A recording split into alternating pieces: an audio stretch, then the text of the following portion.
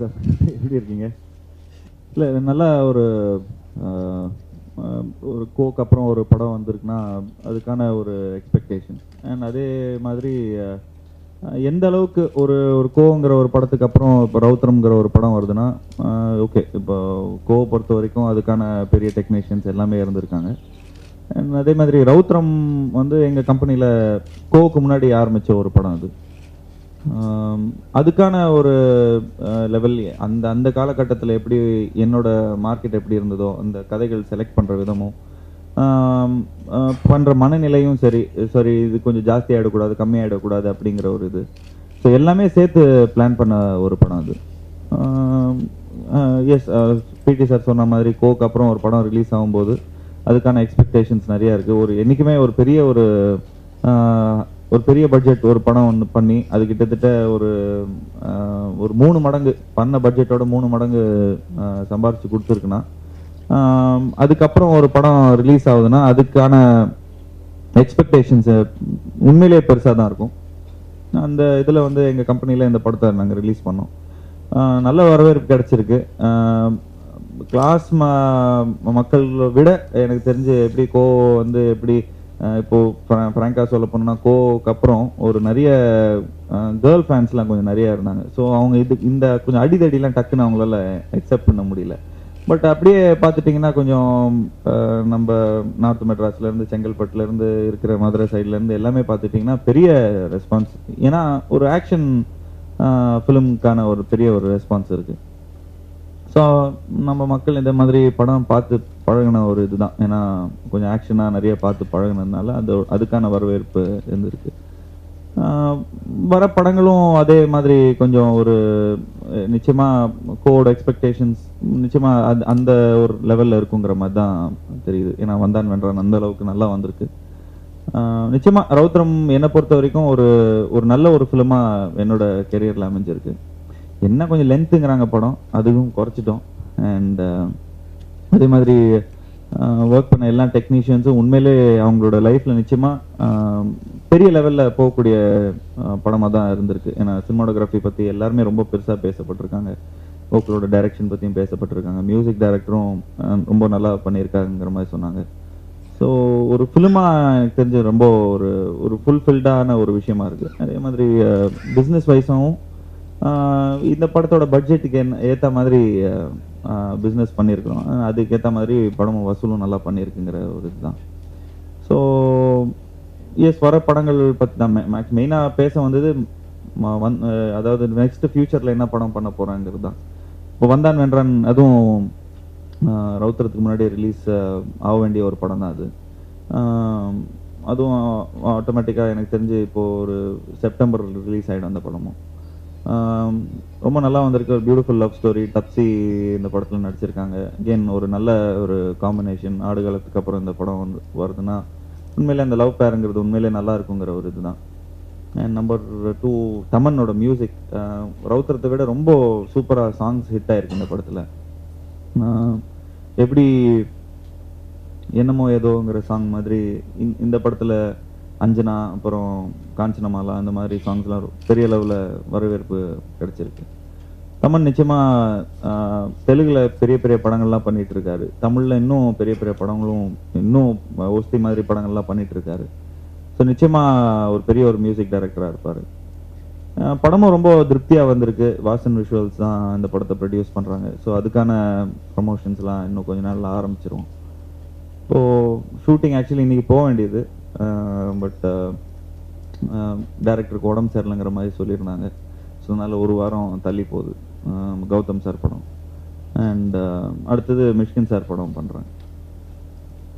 And ஜனா சாரோட ப்ராஜெக்டும் பேச்சுவார்த்தைகள் போயிட்டுருக்கு. ஆல்மோஸ்ட் அதுவும் ஒரு கிளியர் விஷன் வந்துடும்.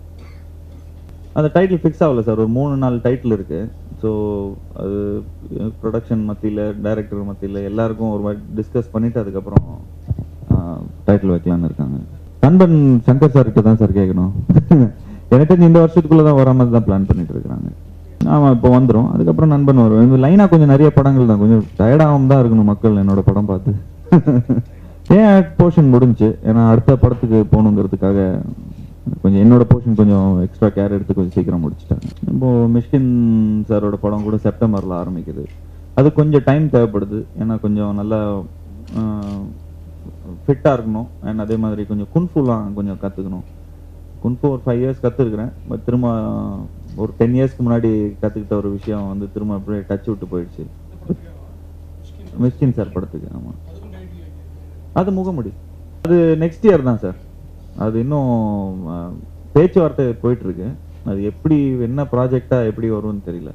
அவர் இந்த ஓகே ஃபினிஷ் பண்ணோம், அதுக்கப்புறம் கார்த்திகை படம் முடிக்கணும். அது முடிச்சதுக்கப்புறம் ஒரு கமிட்மெண்ட் இருக்குது. அது நானும் ஆரியாவும் சேர்ந்து பண்ணுற மாதிரி ஒரு பிளான் இருக்குது. மார்ஷியல் ஆர்ட்ஸ் சம்மந்தப்பட்ட ஒரு ஃபிலிம். இல்லை, படம் ஃபுல்லாகவே பார்த்துட்டிங்கன்னா ரொம்ப ட்ரையாக இருக்கும். ஏன்னா ரொம்ப நல்ல பொண்ணு மாதிரி ரொம்ப ஹோம்லியாக இருக்கும். இந்த சாங்க்கு மட்டும் கொஞ்சம் போர் அடிக்காமல் இருக்கணும்ல. ஸோ அதனால அதுக்கான ஒரு ஒரு கிளாமரான ஒரு சாங், அவ்வளோதான். ரொம்ப சிம்பிள். என்னை பொறுத்த வரைக்கும் ஒரு கம்பேரிசன் வந்துட்டா இந்த என்னைக்குமே இந்த கொஸ்டின் மார்க் என்னைக்குமே வரும். நான் சிவாமனசுல சக்தி பண்ணும்போது கூட நிறைய பேர் நீங்க தான் என்கிட்ட சொன்னீங்க, இந்த படம் எனக்கு தெரிஞ்ச அந்த அளவுக்கு இது இல்லை அப்படிங்கிற மாதிரி தான் நீங்க சொல்லிட்டு இருந்தீங்க. பட் அந்த படம் ரொம்ப நல்லா பண்ணுச்சு. ரொம்ப இன்ன வரைக்கும் யங்ஸ்டர்ஸ் மத்தியில் பெரிய பேர். அண்ட் என்னை வந்து ஒரு பிராண்ட் அம்பாசிடர் மாதிரியே வச்சுட்டாங்க. Not much sir. எனக்கு தெரிஞ்சு என்ன ஒரு 5 minutes தான் இருக்கும்னு நினைக்கிறேன். ஜஸ்ட் அந்த லேக் அடிக்கிற இடம் கொஞ்சம் மதராசப்பட்டினம் கூட இதே ப்ராப்ளம் தான் இருந்தது. ஸோ அந்த மாதிரி தான் அந்த கொஞ்சம் சொல்ற ஸ்டைல். இப்போ மக்கள் வந்து கொஞ்சம் ஸ்லோவா இருந்தா, ஏன்னா கோ வந்து ரொம்ப ஸ்பீடான ஒரு ஃபிலிம். அண்ட் மற்ற எல்லாம் கமர்ஷியல் ஃபிலிம்ஸ் எல்லாமே பார்த்துட்டிங்கன்னா ரொம்ப ரொம்ப வெரி ஃபாஸ்டான ஃபிலிம்ஸாக தான் இருக்கு. ஸோ கன்வே பண்ற ஒரு விஷயத்துக்கு ஒரு லேக், ஒரு டைம் ஒன்று இருக்கு. ஸோ அந்த டைமை தான் கொஞ்சம் குறைச்சிருக்கணும். எனக்கு தெரிஞ்சு மக்கள் வந்து இன்னும் அது பெட்டரா எல்லாரும் எஜுகேட் ஆயிருக்கிறாங்க. ஸோ அதனால அதை வந்து ஃபுல்லாவே குறைச்சிருக்கிறோம். இல்லை, குறைவுன்னு சொல்ல முடியாது சார். இப்போ கதையும் கேட்டுட்டு தான் இருக்கிறேன். நான் ஒரு 2-3 கதைலாம் கேட்டேன். புது டைரக்டர்ஸாக தான் இருக்கிறாங்க. அவங்களுக்கான பேச்சுவார்த்தைகளும் போயிட்டு இருக்கு. ஒரு புது டைரக்டர் வச்சு படம் பண்ணும்போது ஒரே ஒரு விஷயம் என்னன்னா, அந்த பட்ஜெட்டுங்கிற ஒரு விஷயம் என்னைக்குமே ஒரு பெரிய ஒரு கேள்விக்குறியா இருக்கும். இந்த அவங்க பேனால எழுதும் போது ஒரு பெரிய பட்ஜெட்டா இருக்கும். ஆனா ஒரு மார்க்கெட் வைஸா ஒரு விஷயம் நம்ம சொல்லும் போது ஒரு காம்பினேஷன் தான் சார். இப்போ எல்லாமே சினிமா வந்து எப்படி ஆயிடுச்சுன்னா ஒரு காம்பினேஷன் மாதிரி தான் ஆயிடுச்சு. இப்போ 2 பேரும் சேர்ந்து, இந்த டைரக்டர் இந்த ஹீரோ சேர்ந்து ஒரு படம் பண்றாங்கன்னா அதுக்கான ஒரு பெரிய எக்ஸ்பெக்டேஷன்ஸ் வந்துடுது. ஹீரோ மட்டும் பண்றாரோ இல்ல டைரக்டர் மட்டும் பண்றாரோ அதுக்கான ஒரு எக்ஸ்பெக்டேஷன்ஸ், அந்த பட்ஜெட்னு ஒன்று இருக்கு அதுக்கு. ஸோ அந்த மாதிரி தான் இப்போ ஸ்கிரிப்ட் எக்ஸ்ட்ராடினரியா ஒன்று அமைஞ்சதுன்னா அதுக்கேற்ற மாதிரி தான் படங்கள் பண்ணிட்டு இருக்கிறேன். அண்ட் கோ சக்சஸ்க்கு அப்புறம் எனக்கு கிடைச்ச ஒரு பெரிய ஒரு விஷயம்னா, என்னைக்குமே கெரியர் வைஸாவே எல்லாருமே நல்லா இருக்கும். கெரியர் வைஸ்ல இருந்து சரி, ஹெல்த்தியா இருப்போம் பேசிக்காவே. ஒரு ஆர்டிஸ்டோட சம்பளத்துல இருந்து எல்லாமே ஒரு இதாக தான் இருக்கும். பட் என்னை பொறுத்த வரைக்கும் நான் ரொம்ப ஹெல்த்தியா நினைக்கிறது என்னன்னா, நல்ல டைரக்டர்ஸ் கிடைச்சிருக்காங்க எனக்கு. ஸோ இந்த நல்ல டைரக்டர்ஸ் வந்து ஒரு சக்சஸ்க்கு வந்து ஒரு நல்ல டைரக்டர்ஸ் கிடைக்கும் போது தான் ஒரு படமா கரெக்டான ஒரு எஃபர்ட்டா வரும், ஒரு படமா நல்ல ஒரு ப்ராடக்டா வெளியே வரும்னு தோணுது. நான் கொஞ்சம் இந்த சோஷியல் நெட்வொர்க்கிங் சைட்ல எல்லாம் இருக்கிறதுனால கலைக்கிற மாதிரி இல்லை, அட்மையர் பண்றாங்க. நல்ல ஒரு பாசிட்டிவான ரெஸ்பான்ஸ் தான். அண்ட் எஸ், இந்த கொஞ்சம் இந்த லைவ் ஷோஸ் இந்த மாதிரி ஏதாவது பண்ணா கொஞ்சம் கலாய்க்கிறாங்க. தெரியல சார், எல்லாமே கனெக்டடா இருக்கணும் தான் நான் பாக்குறேன் என்னை பொறுத்த வரைக்கும். ஸோ நான் பண்ண படங்கள், இப்போ ஜனா சார் கிட்ட படம் அவர் கூட நான் ஒரு படம் பண்ணியிருக்கேன். அதே மாதிரி ராஜேஷ் கூட ஒரு படம் பண்ணியிருக்கிறேன். அதே மாதிரி அமீர் சார் கிட்டேயும் ஒரு படம் பண்ணியிருக்கிறேன். ஸோ எல்லா தரப்புல இருக்கிற ஆடியன்ஸை ஃபர்ஸ்ட் கவர் பண்றது தான், கதைகள் அந்த மாதிரி தான் செலக்ட் பண்றேன். ஸோ கொஞ்சம் வயசு கொஞ்சம் கம்மியாக இருக்கிறதுனால அசிஸ்டன்ட் டைரக்டர்ஸ் எல்லாமே புது டைரக்டர்ஸ் கூட கரெக்டாக ரிலேட் பண்ண மாதிரி நிறைய ஈஸியாக அவங்களுக்கு தோணுது. இப்போது கொஞ்சம் சீனியர் ஆகிட்டேன்னா, ஒரு லாட் ஆஃப் ஒரு 25 ஃபிலிம்ஸ் ஓல்ட் ஆகி கொஞ்சம் வயசாகிடுச்சுன்னா ஒரு ஹெசிடன்ஸ் என்றைக்குமே இருக்கும். இந்த வயசு கொஞ்சம் கம்மியாக இருக்கிறதுனால கொஞ்சம் பெரிய டைரக்டர்ஸும் அவங்களுக்கும் அது ஈஸியாக கனெக்ட் பண்ண முடியுது. ஒரு ஃபர்ஸ்ட் படம் இந்த கதையா நான் பண்ணணும்னு நினைச்சிட்டு இருந்தேன், ஆனா இப்போ இந்த கதையை நான் பண்றேன், அதுக்கான ஒரு ஆர்டிஸ்டா வச்சு ஒரு பிளான் பண்ணியிருப்பாங்க. அசிஸ்டன்ட் டைரக்டர்ஸ்லாம் டைரக்டரா ஆகுறாங்க பாத்தீங்களா, அப்கமிங்கா இருக்கும்போது அவங்க என்ன சொல்றாங்க, என்னோட யங்ஸ்டரா ஒரு கதை நான் ஃபீல் பண்ணி வச்சேன்னா, என்ன ஒரு புது டைரக்டர் என்னைக்குமே வர மேக்ஸிமம் வயசு என்ன இருக்கும் அவங்களுக்கு, மேக்ஸிமம் 30 வயசுக்குள்ள தான் இருக்கும்.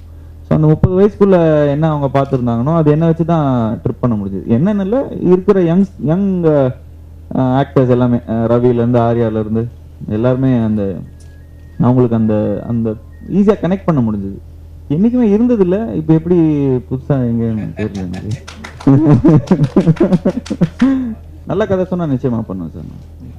ஏன்னா நிறைய பேர் தெனாவட்டு படம் பண்ணும்போது கூட கேட்டாங்க, திரும்ப அந்த டைரக்டரோட திரும்ப பண்றீங்களா?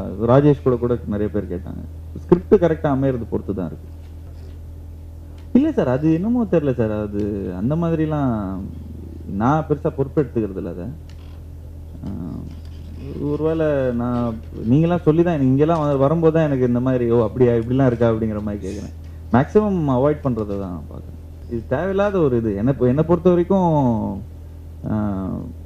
ஓகே, ஒரு போட்டின்னு நம்ம எடுத்துக்கிட்டோம்னா அது எனக்கு பாசிட்டிவா இருக்கு. என்னன்னா ஒரு பேட்டில் நம்ம போனோம்னா கூட ஒரு எதிரி வந்து நேரடியா சவால் விடுறவர் நம்பிடலாம். ஆனா பக்கத்துல கூட இருந்தீங்கன்னே வந்து டக்குன்னு பேக் ஸ்டாப் பண்றது நம்ப முடியாது. ஸோ என்னை பொறுத்த வரைக்கும் நான் பாசிட்டிவா நினைக்கிறேன் அது.